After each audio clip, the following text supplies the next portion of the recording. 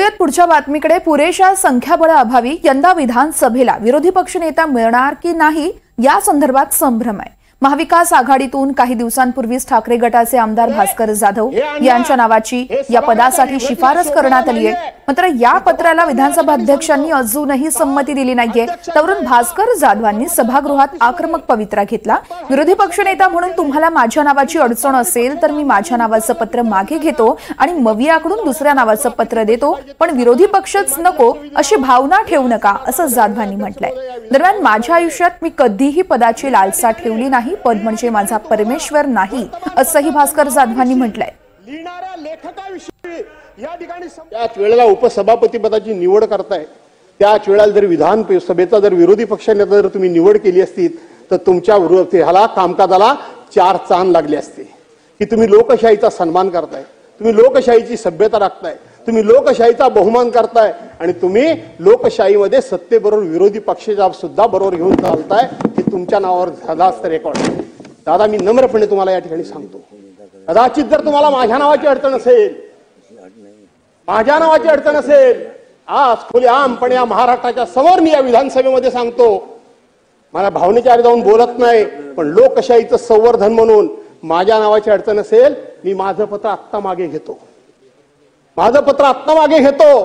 तुम्हाला माझ्या पक्षप्रमुखांकडून, आमच्या महाविकास आघाडीकडून दुसरं कोणाचं पत्र पाहिजे तर देतो, भास्कर जाधव नको म्हणजे विरोधी पक्ष नको अशी दादा धारणा ठेवू नका।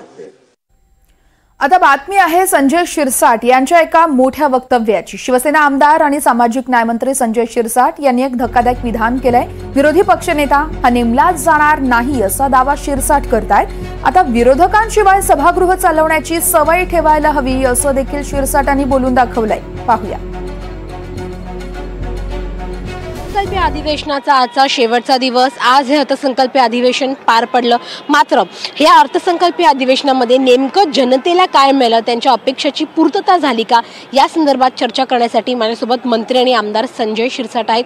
सर, काय सांगाल तुमच्या महायुती सरकारचं हे पहिलं अर्थसंकल्पीय अधिवेशन होतं, वाटतं हे पहिलं अर्थसंकल्पीय अधिवेशन यशस्वीरित्या पार पडलं?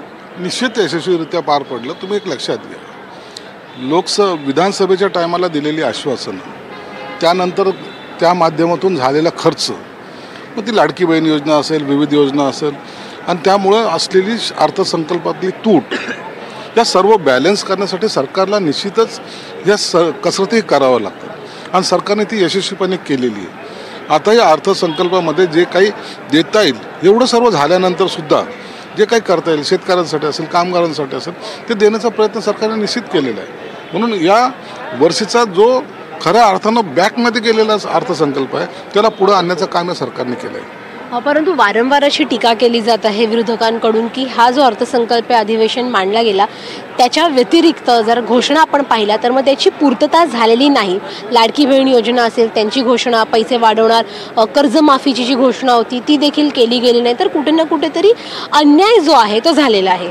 बघा, सगळ्या घोषणा तुम्ही वन टाइम जर करायला गेले ना तर मग तुम्हाला विकासाच्या कामावर 1 रुपया खर्च करता येणार नाही। मग हे पाहिजे का? मग तुम्ही सांगाल की सरकार उधळपट्टी करतंय, विकासाची कामच करत नाहीत, तिकड नाही तुम्ही बोंब माराल। म्हणून ह्याला सगळ्याला बॅलन्स करायचं काम केलं सरकारने। शेवटचा प्रश्न, आता जे पावसाळी अधिवेशन होईल त्यामध्ये ह्या सगळ्यावर पडदा टाकला जाईल, तेव्हा तरी जनतेच्या प्रश्नांकडे कटाक्षाने लक्ष दिलं जाईल? हे बघा, मुख्यमंत्री उपमुख्यमंत्री दरवेळेला म्हणतात की विरोधी पक्ष हा सक्षम असला पाहिजे, ताकदवर असला पाहिजे। आता त्यांनी त्यांचे बालिशपणा काय दाखवतात त्याच्यावर काय बहुतांशी अधिवेशन अवलंबून असतं। म्हणून आम्हाला अपेक्षा आहे येणारं अधिवेशन तरी सर्वांनी संमतीने आणि चांगल्या लोकांचा प्रश्न सोडवण्यासाठी आपला वेळ वाया घालवतील असं मला तरी वाटतं।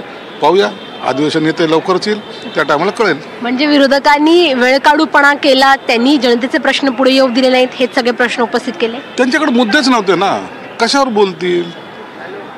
एक तर मेजॉरिटी नाही, मी पहिले सांगितलं तर विरोधी पक्ष नेमला जाणार नाही, आजपर्यंत ते सत्य झालं, आजही विरोधी पक्ष नेता नेमला गेला नाही, आणि मग आपसामध्ये कशी दुफळी आहे ती आपल्या सर्वांना पाहता आली। म्हणून आता विरोधी पक्षाव्यतिरिक्त किंवा त्यांच्या विना आंदोलन म्हणण्यापेक्षा अधिवेशन चालवणं आता आम्हाला करावं लागणार आहे। धन्यवाद आमच्यासोबत बातचीत केल्यासाठी। व्हिडिओ जर्नलिस्ट गौरव मोरेसह जुई जाधव, NDTV मराठी, मुंबई।